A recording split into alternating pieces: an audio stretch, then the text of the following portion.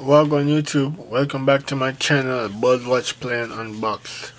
Today we got a cool video for ya. We're gonna see what it's all about. But before we get into the video, make sure you like, comment, subscribe. Like I said, follow me on Instagram. Follow my vlog channel, the link will be down below. And like I said guys, we got this cool video for ya. The impossible become the possible. So basically, these animals should be dead. They should be no more. They should be gone. Nada. Vanish. Like, this channel is all about watching playing video games, watching some cool video to get my reaction or hear my opinion, and unboxing some cool stuff. Yeah. But we're not unboxing today or playing no video game. We doing a reaction video. Like I said guys, let's get into the video. Let's see what it's all about. Is anything seemingly impossible in this picture? Different wings? Well, yes, it's quite interesting, but it's not all that simple. This butterfly wasn't just born with an unusual coloring. Half of it's male, and the other half is female. How's that even possible? Oh, there are worse things in nature. Today, you'll learn how a chicken lived without a head, why sand turned into a forest, and how rocks learned to swim. Let's go. If you dig in the archives, you can find a lot of strange pictures, like this one. Meet Mike. About 75 years ago, a Colorado farmer was going to put Mike in soup and made the necessary preparations. But standard procedure suddenly didn't go according to plan, because the chicken refused to die. I mean, literally. He lost his head, and after which he got up and ran, all because the axe blade missed the jugular. Even the next morning, the bird was still alive. Mike was able to balance on his perch and walk clumsily. He even tried brushing feathers, pecking food, and crowing, although he didn't succeed at any of these things. Eventually, the owner decided that the world should see the headless chicken. Besides, he could make good money out of this phenomenon. Soon, with the help of newspapers and rumors, information about the headless chicken spread, and Mike began his career as a touring attraction. According to some estimates, at the peak of its popularity, the chicken brought its owners about $48,000 a month in today's money. Woo! He was a gold mine. Unfortunately, after 18 months of life after death, Mike's brilliant career came to an end. The chick was fed liquid food and water, which his owners threw right down his gullet, then cleared his throat of mucus. One day they forgot to do this, and the extraordinary bird simply suffocated. And yet Mike the chicken is a unique case that became a sensation. Apparently no other animal is able to survive without a head. It's another thing to try to survive without a fragment of it. Wanda. This is our home.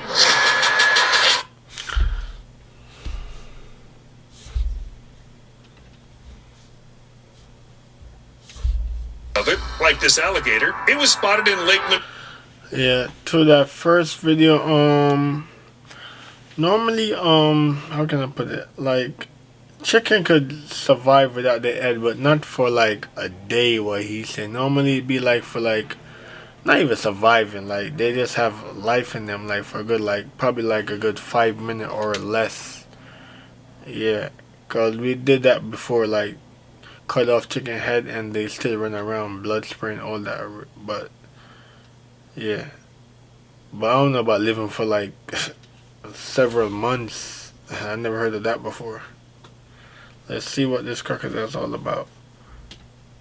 near Orlando, Florida. And people got really excited about the fate of the dangerous predator. It's unclear why, but the alligator lost part of its upper jaw. Perhaps it happened during a fight with another alligator. Apparently, the animal realized how bad the damage was on its own since it came to humans for help. But having lost half of its teeth, this alligator could hardly swallow. Even dropped bait, not to mention hunting. Its future was unfortunately set. But theoretically, this alligator could be cured. People have already learned how to make prosthetic devices, printed out body parts to help lead a full life. All that remains is to convince the animals, like this raven, for example. Some time ago, Donald somehow damaged his beak and almost lost the ability to eat. So the vet gave him a new one. 3 pens plus dental acrylic, and Don immediately started pecking at everything he could reach, barely out of anesthesia. Basically, he was given something like your grandmother's dentures, only a beak. While some animals need help from humans to live normal lives, Others literally break down our concept of reality.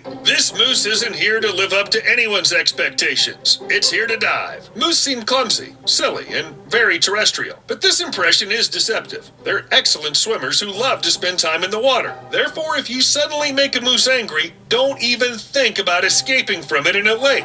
Unlike humans, moose are great at low temperatures. Even in cold weather, they can cross wide rivers and lakes. Now in the summer, lying in the shade near a pond on a hot day, moose are chilling happily. When they feel like it, they plunge into the water and can not only swim, but eat in the process. Moose are able to dive very deep to reach algae, up to 4 to 5 meters, holding their breath for half a minute. But don't think that a water moose is the most incredible thing nature has up its sleeve. How about a shark that walks on land? Yeah, you're not even going to escape it getting on dry land. Okay, cap sharks aren't a danger to humans because they prefer to feed on whatever critters they find on the bottom. But that Wave hybrid was designed for people. Yeah, I never know. I know moose could swim, but I never know some of them dive underwater. Like, that's pretty cool. We designed the wave hybrid to have the best support. That doesn't change the fact that they can walk. These sharks are the last branch of evolution of their species. Unlike their relatives, they use their fins to move across the reefs and sand, even when they're out of water. They do just fine. If a shark finds itself in shallow water, it slows down its breathing and heartbeat, as well as the flow of oxygen to the brain. The fish's life hack allows it to live for at least half an hour without water. During this time, it's able to safely reach it on foot. Walking sharks separated from their nearest ancestor about 9 million years ago, and since then, they've gone their own way. Sorry. And if you're wondering how fish even decided to move this way, the answer's simple. The continents moved, sea levels changed, reefs appeared, and in order to survive, they had to learn to walk. In fact, someone impressionable might have already decided that these were the last days, since the fish were out of the water. Wait, that's not even the scariest and simultaneously most awesome part. We've got stones that float. Fortunately, not all of them. I'm talking mostly about the stones with which the so-called Adams Bridge was built. It's a string of shoals and islets in the Indian Ocean between India and Sri Lanka. There are various legends about the construction of this bridge, but the main thing I like that. That got a cool, like, like pattern to it. Like water rock, water stone, water stone, water stone. Like that's pretty. That's a nice picture right there. that the local stones can really float. No underage magic, just mostly pumice. The light, porous volcanic rocks are rich in gas, located in small pockets, and it allows them to float to the surface. Water also takes part in this process. It sort of clogs up the gas inside the stones, and, well, the complicated physical details aren't that important when we have stones that float. You can see... So basically these stones could breathe air, I guess. That's pretty cool. Not only in the Indian Ocean, the pumice stones appear where volcanoes erupt and the whole flotilla of stones rushes to the horizon. And when the stones get tired of floating, they set out on a hike, covering enormous distances, and even the desert can't stop them. The moving stones are a real phenomenon, for which we haven't had any explanation for a long time. Rocks move slowly in different parts. Do you believe that, guys? Like that, cause that stone could move. Like, I don't know. I gotta see that to believe that.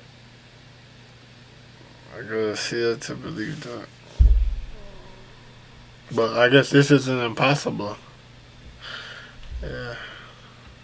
Planet, but especially often it happens at the bottom of the dried-up Lake Racetrack Playa in Death Valley in the United States. The boulders moved fairly large distances, up to 10 meters, with thin patches of ice that formed on frosty nights. The floating and melting ice moves the rocks at speeds of up to 5 meters per minute, and they scratch the desolate lake. By the way, while we're talking about deserts, here's a fact. Every year, their area is increasing, and there's nothing good about it. More deserts and desertification lead to hunger, poverty, and conflict. In short, the outlook isn't good. But China has learned how to reverse desertification. They plant trees. Yep, just like that. Huge amounts of trees and other vegetation, plus special soil stabilization, plus wind protection. It's a long, hard, and very painstaking task, but it's worth all the effort. The sands are transformed into oasis. Mankind creates life. However, sometimes nature copes by itself. And even the Atacama Desert desert can bloom, turning into a meadow. All it takes is a little moisture. Now, I agree the words desert and moisture don't go well together at all. But even in the most arid regions of China, there are entire lakes, salty and fresh. They're simply scattered in the middle of the sands and aren't connected in any way to any river. Strictly speaking, scientists have...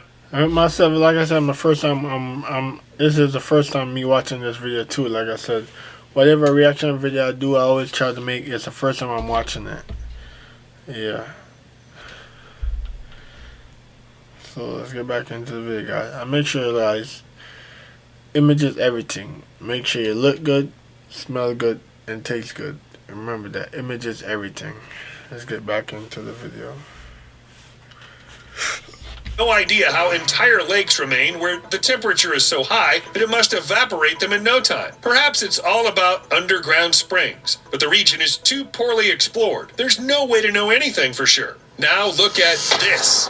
Unlike the strange lakes in the middle of the desert, there's an explanation for this phenomenon, a common cherry tree that is grown on a mulberry tree. Such plants are called epiphytes, and they're not parasites, they just like to climb higher. It's like riding on the shoulders of an older brother whom you haven't asked permission, but he's too lazy to do anything about it. Epiphytes don't usually grow big, but this cherry tree decided to go against the system. Maybe it's reaching its roots to the ground through someone else's hollow trunk. The situation is quite real, though incredibly rare, and whoa, did I say it was incredibly rare? Alright, forget it. The real rarity is the story of twins Lucy and Maria Almer. Yep, you got it right. They're twins. But they don't just look like each other, they're more like complete opposites. The clue lies in genetics. Their father is Caucasian, and their mother is half Jamaican. And actually having fraternal twins isn't that unique. Yo. But how different Lucy and Maria...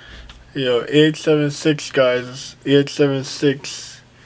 See, Jamaican, yo. JA, 876. I wasn't expecting that either, so that was cool.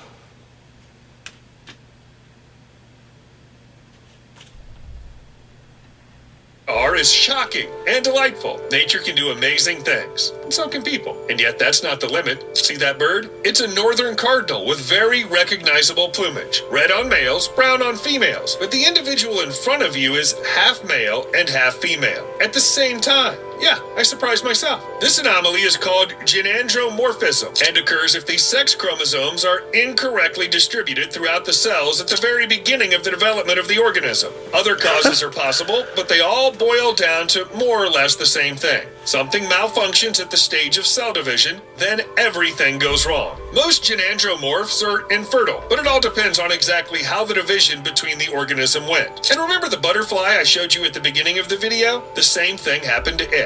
Half the body is male, half female. Ironically, there's a statistic about butterflies. This natural phenomenon occurs in only 1 in 10,000 or 0.01% of individuals. And it's 100% proof that butterfly gynandromorphs don't leave offspring. In addition, they also have short lifespans because their organs are a bit mixed up. We'll see you soon.